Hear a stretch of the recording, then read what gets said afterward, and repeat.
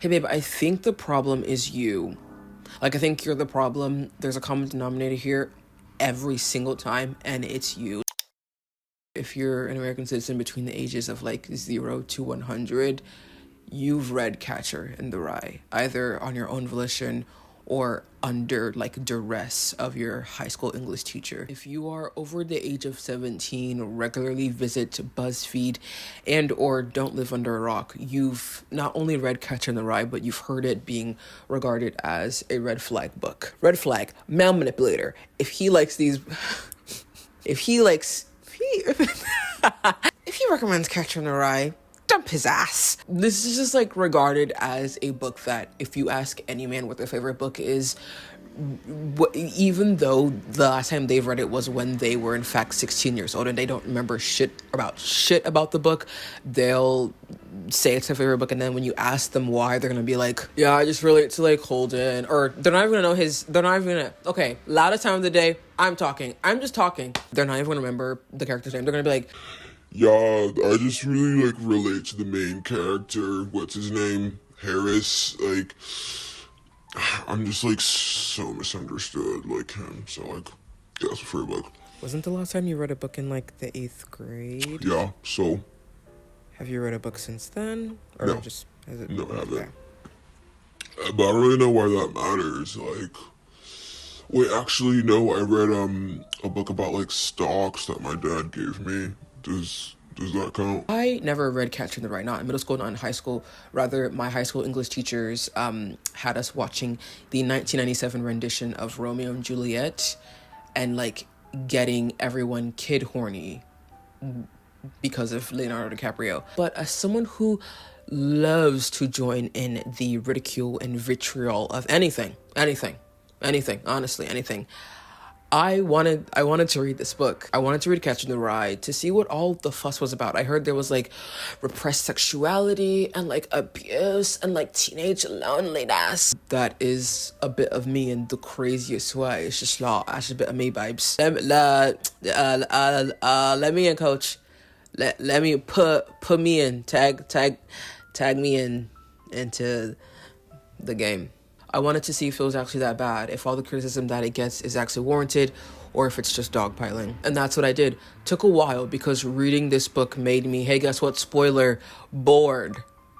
And it was not an enjoyable read. We're not at the portion where I give you my opinion, but like I get it, but like I didn't like it, but I get why I didn't like it. If you've never read this book and or are interested in a just style synopsis, I'm about to give you one. Okay, so we follow a few days in the character Holden's life, Holden Caulfield. And Holden is what I like to call, I want to say I've coined it, but I'm pretty sure I haven't, a prantagonist. And I call him that because while Holden objectively is and holds the characteristics of a protagonist, he is also the opposing force of the story. He is his own worst enemy. Like, no one has it out for Holden but him. Whatever conflict and obstacles come his way, like, I fear it's genuinely 100% of his own volition. Like, he's causing it. He is both like the good and the bad. Holden is 16 years old, carries a very jaded and detached disposition. He's very unhappy all the time. He's just super disinterested and bored and hurt and like scorned from daily life. He has an older brother who moved away to California to be a writer. He had a younger brother who did die from childhood leukemia. He quite literally, outwardly, and frequently expresses how down he is, how depressed everything makes him. And in classic teenage fashion, his depression dances along with like anger and resentment, and it manifests in like not really liking anybody, and he calls literally every single person around him and every single person he comes across as like a phony and stupid and like not worth his time and useless. He's from New York, but he goes to a boarding school in Pennsylvania called Prep. No. It's called Pensy. And Pensy is not, it's not his second, it's not his third, it's not his, but it is his fourth. It's his fourth school that he's been to because he keeps getting kicked out of every single one. The reason why he got kicked out of the last school that he was in was because he claimed that every single person in there was a phony. And you're just like, okay. And surprise, he gets kicked out of the current school. He gets kicked out of Pensy. Yeah, he does. Yeah. So while Holden is actively kicked out, the entire school is about to go on what I believe is like a Christmas break. It was cold outside, so I'm sure it's Christmas break. Holden gets into a fight with one of his roommates over a girl named Jane, who he was childhood friends with, who he has a crush on, question mark. It's very obvious that he respects her and has a deep admiration for her. She's one of the only characters in the book who he refers to positively, but he can't have a conversation with her over the phone, let alone face to face. So his roommate, whose name is Stradlater, takes Jane on a date. And when he comes back, Holden's like, so did you guys, did you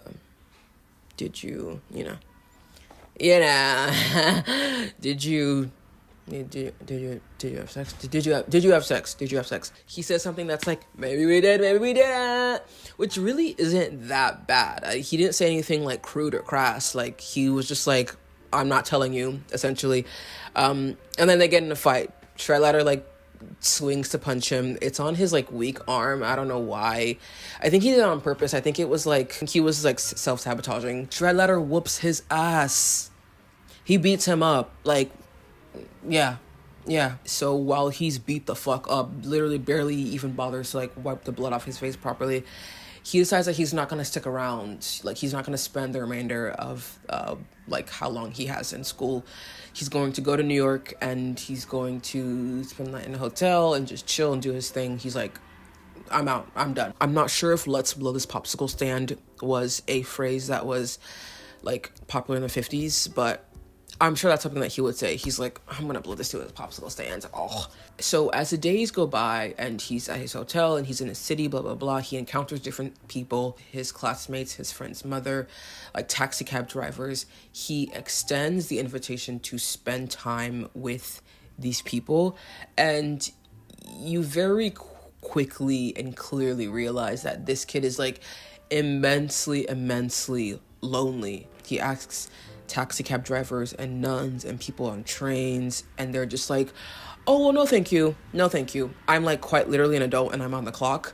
Also, I'm almost certain that you're a minor, so no thank you. Like, hey, I'll pass. I'm 45 and you're 16. So then he heads back home. He encounters this guy named Maurice, who's like the elevator operator at the hotel. And then Maurice is like, hey, like, you want a good time? Like, I know girl do sex for you. You give me $5, girl go up to your room and do sex for you, and happy. How does that sound? And Holden's like, okay, yeah, sure. She goes up to his room and she's like, hey, time for sex time to do sex, time to do S. And Holden, being a child, he's like, actually, no thank you. No thanks. Like, can we just like talk or something? Like, I'll still pay you, but like, don't want to do S, please. Maurice comes back. It's a whole thing. Him and Sonny, who's the sex worker's name, now claim that instead of like $5, it was supposed to be $10. That is not true. That man did say $5. And Maurice like sucker punches him. And then the girl takes the $5.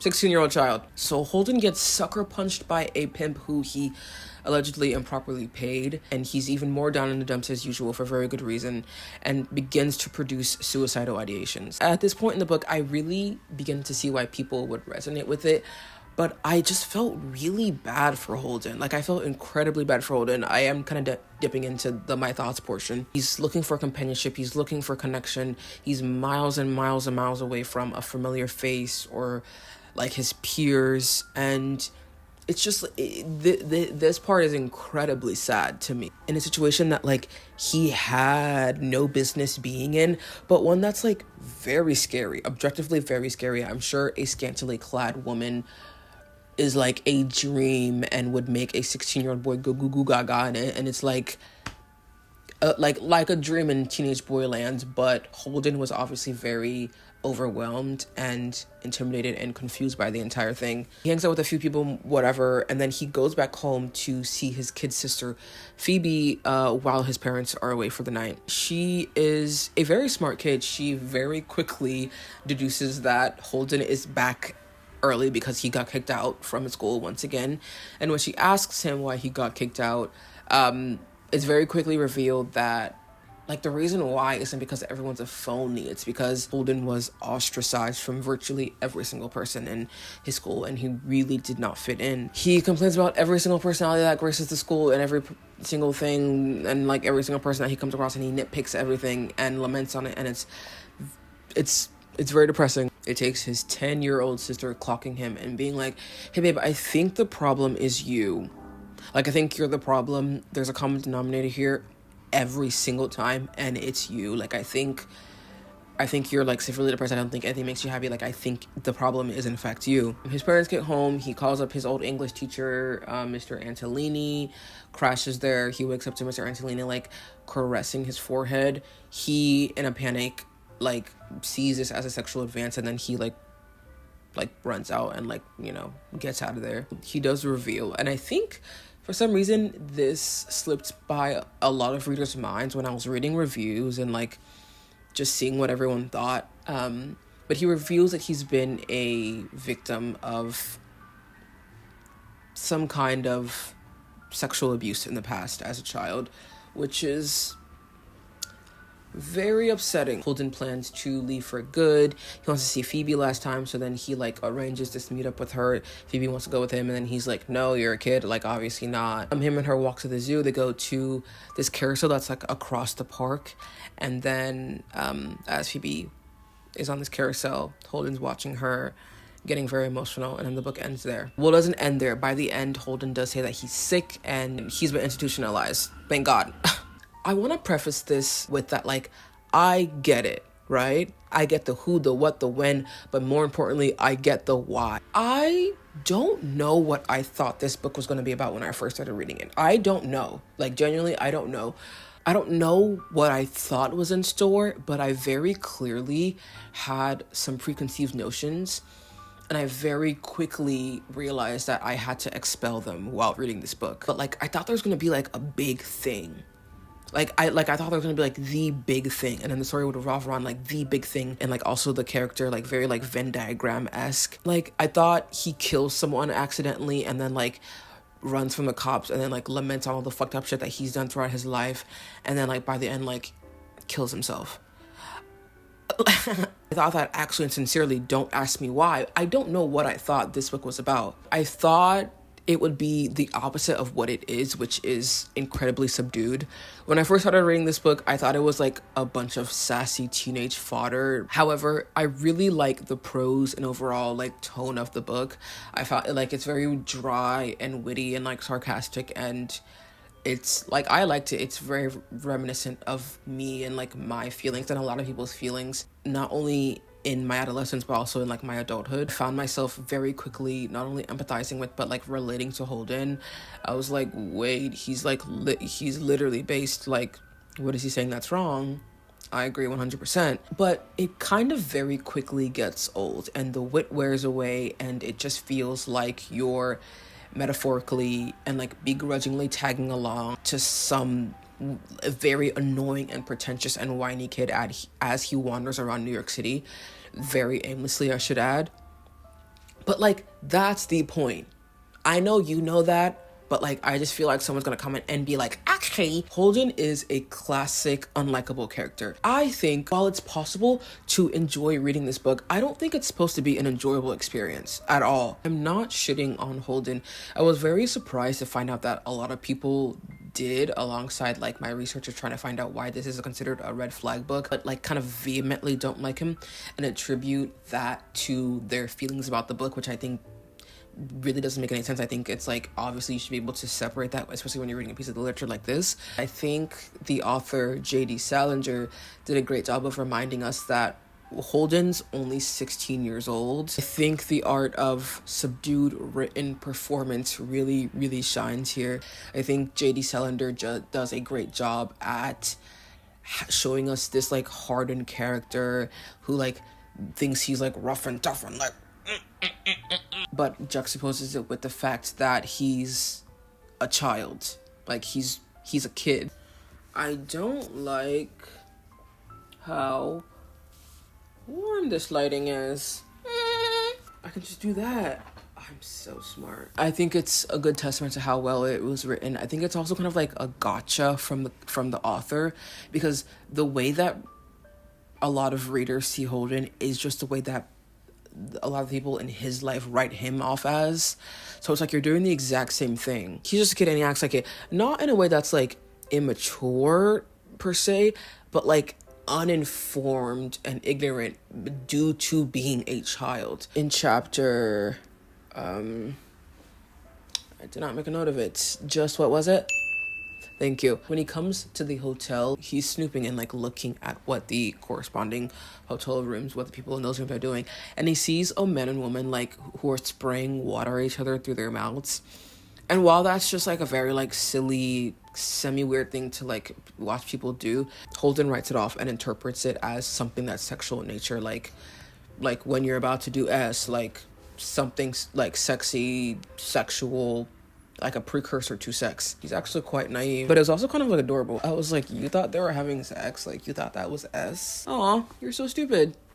Because you're 16. The juxtaposition between doing a very adult thing, like a 16-year-old being on their own and being in a hotel room, as he's getting ready to go down to a cocktail bar in the hotel, I think it's called the Lavender Room, he's like, you know what? I should call up my kid sister. You know how old his kid sister is? 10 years old. Like, I really should call up my 10-year-old kid sister, because she's the only person who like has some sense around here. He kisses a girl that he goes on a date with, Sally, and he's like, I'm so crazy. Like, I told her I loved her, but I didn't. Damn it. And it's like, hey, babe, 88 of the male population do that. I could knock on a door in my apartment building and find a man who's done that. I think Holden's wealth also interestingly juxtaposes the tragedy in his life. I also think I was very surprised to find out that he came from a well-off family. It makes sense, because how else can you afford like a boarding school? But I think it's just further utilized for the reader to view him as the antagonist and like directly oppose him and like dislike him and like perpetuate a very like, what does he have to be like ungrateful about? Like, yeah, his kid brother died, but like what else? I don't really think Holden is a menace to society, nor is he some like super troubled kid. He's troubled, of course, but I think he's just like an annoying loser. I think he's an annoying, like, piece of shit loser teenager whose piece of shitness comes from, like, a place of trauma and PTSD and overlooked and, like, undiagnosed mental illness. And because all of those things are being overlooked, his piece of shitness and his hypocrisy and his pretentiousness keep festering. But I think the reason why people who didn't enjoy this book didn't like it is because of Holden. I didn't enjoy it because of like, I was bored. I was hellishly bored. I was like, I was quite literally like the bored as sheet meme, like bored as sheet, like. That's right. Spinning cheese. I was bored as shit. I'm so sorry. I was bored. I wasn't really able to see why people would consider this to be a red flag book. I kind of did. It's very obviously like toxic masculinity, man who like hasn't gone to therapy. I don't know why we're extending those kind of like labels and tropes onto a mentally ill, like depressed 16-year-old. Like, yeah, the character's annoying. Is the masculinity that toxic? Babe, he needs like a Wellbutrin prescription. Like, is it? Chapter 9, at the Lavender Club, Holden meets these two girls and he's dancing with them. Descriptions of these women do go on throughout the book, not throughout the book, in this chapter, and they are a little bit toxic. He does use words like ignorant and dopey and ugly and useless, but it's like he calls everyone that. I also tried to get my head. I tried to freakify myself. I'm gonna trademark that, and it's gonna spread like wildfire. A fire. Whoa!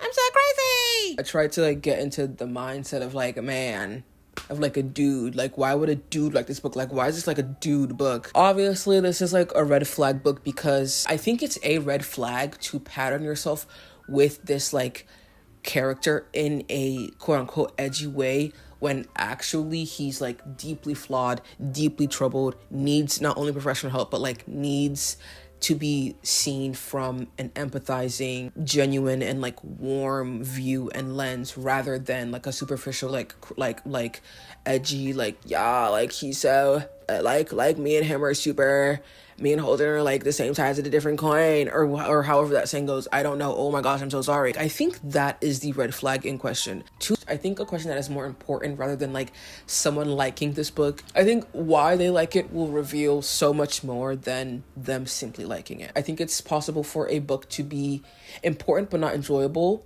That's how I feel about Catcher in the Rye. I get it. I don't know how many times I've said that I get it, but I didn't enjoy it, and I won't be reading it again.